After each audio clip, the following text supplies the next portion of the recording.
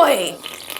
Something I don't need after that Apple event is caffeine, but I'm gonna drink it anyway. The Apple spring-loaded event just ended. I'm not gonna lie, I'm pretty hyped. First of all, I feel like this is an event that we've been waiting for, and a lot of stuff was announced, but let's just get into it. I wanna cover a lot of stuff very, very quickly. One of the first things that they did announce was that they have a new Apple Card family plan so that you'll be able to add other people, spouses, family members to your Apple credit card so that they'll also be able to start building their credit. There's a new layout for podcasts, which is very exciting because my sister and I have a podcast. If you wanna check it out, I'll put a link in the description. It's called Same Brain. Check it out if you haven't already. It's really cool. They have some new recommendations. They also have a new subscription plan, which will give you added benefits. We also have a new color of the iPhone 12 and the iPhone 12 mini. It's this beautiful purple color for spring. I'm a huge fan of the color purple, so I'm really excited about this. Now moving on to AirTags. This is something that I feel like has been rumored for a very, very, very, very, very, very long time. For years, I feel like this is something that we thought was going to be released at every single Apple event, and it hasn't. But today is the day. So using the Find My network, which I feel like I don't know about the whole name of Find My.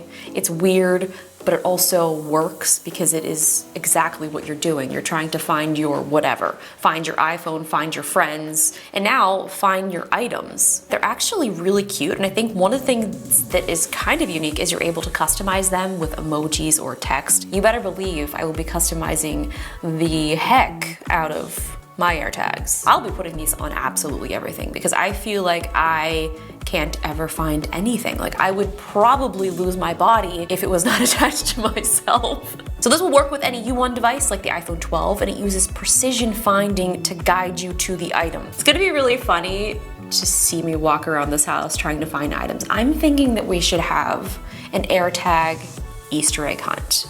Get ready for it. It's happening. And the price is actually not too bad. So for $29, you'll get one, and for a pack of 4, they are $99. Orders will start Friday, and they're gonna be available on April 30th, which is so soon. They also showed these Hermes leather accessories, which are actually really beautiful. I don't think they set a price on those because usually Hermes stuff is, it's a little pricey.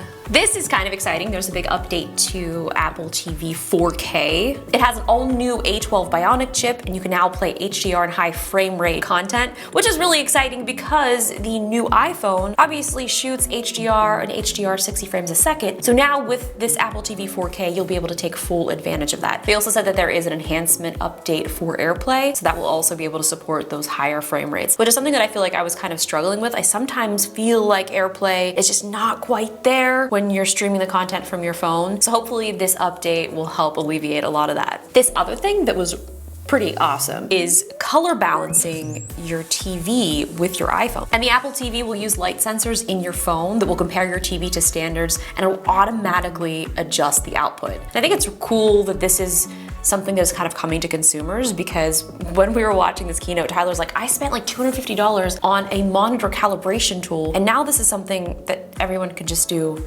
right here at home. Just be like, calibrated, we're done. Another thing that I was just like, shook. They finally freaking updated the Apple TV remote. I'm gonna be putting a Find My AirTag on this Apple TV remote because for the life of me, I still can't, I don't know where any of the remotes are. Where do they go? They just like disappear.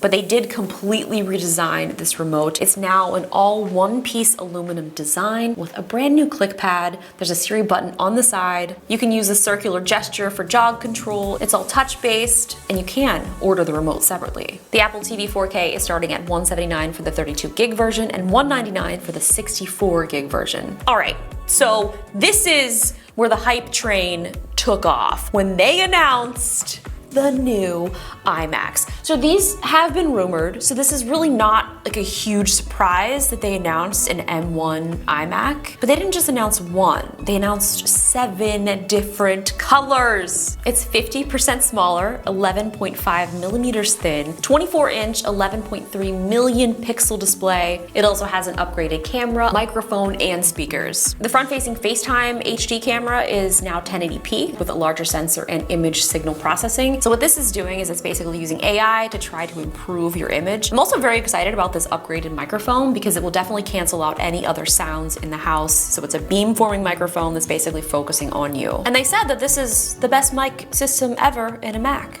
So if they say it, it's gotta be true. 85% faster graphics than the previous 21-inch Macs, 50% faster graphics, 3x faster machine processing, 4 USB-C ports, and this new power connector. It just magnetically attaches to the iMac in the back. Then it has this braided cable that will then go to your power brick, which will nicely sit on the ground. But what's cool about this is it actually has an Ethernet port. So if you want to plug in Ethernet, you don't have to actually plug it into your Mac. You can plug it into this brick. And because of that little MagSafe connector, that's transferring the data directly to your iMac. So I'm very excited about this. So obviously the highlight of all of this is these are now M1 powered. And with this M1 chip, this is giving the ability to basically scale down the logic boards and make everything so much smaller because of the system on a chip technology. Everything is now much more powerful and smaller and compact and way more energy efficient. Okay, so obviously there's new colors, and with these new colors, my first thought while I was looking at these, I was like, but I want my keyboard to match. Oh, I want my mouse to match. Oh, I want my trackpad to match. So there's 3 variations of the keyboard, and they obviously come in all of the colors. The Magic Keyboard now has keys for spotlight, dictation, do not disturb, and emoji. And for the first time,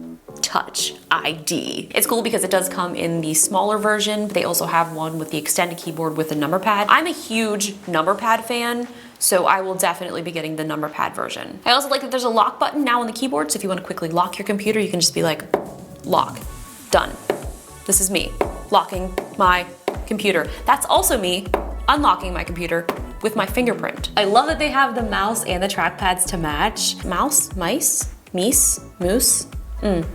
The colors match, and the pink iMac, it might have my name on it. I don't know if you can do engraving in this, but if you could, it would already come with my name on it, for sure. So I'm on the buy the all new 24-inch iMac. It looks like there's 3 variations that you can purchase. So the lowest version is the 8-core and the 7-core, and this does not have 2 USB 3 ports or the gigabit Ethernet. So that's starting at $12.99. And that only comes in 4 colors, the blue, green, pink, and the silver. And the other 2 models are the 8-core CPU and GPU. And at $14.99, that's your 256 gigs of storage. And then 512 is starting at $16.99. And these have all of the colors, the blue, green, pink, silver, yellow, orange, and purple. It's interesting though, because they didn't do like a space gray version. So I feel like they kind of want to save that for the Pro version to have that space gray, the matte black.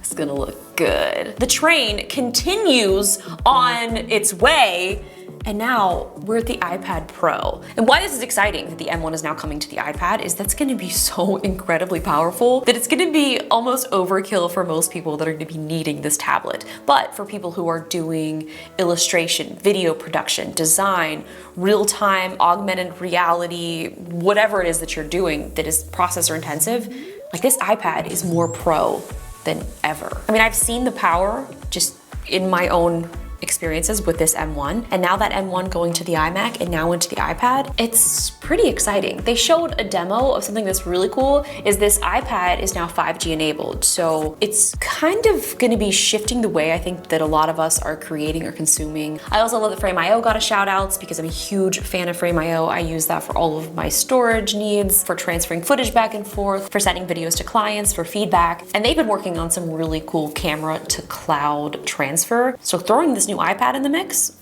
it's gonna be game-changing, really. So the iPad Pro has a 50% faster CPU, 40% faster graphics. I also love that it has next-gen controller compatibility, so all of the new next-gen consoles, like the new Xbox and the PlayStation, those controllers will now work on the iPad. It also has 2x faster storage, and you can configure this thing up to 2 terabytes of storage, which is kind of mind-blowing. I mean, that's doubling the storage of the previous version. It also now has faster connectivity because those USB-C ports are now gonna support Thunderbolt and USB 4, and it also supports the Pro Display XDR at full 6K resolution.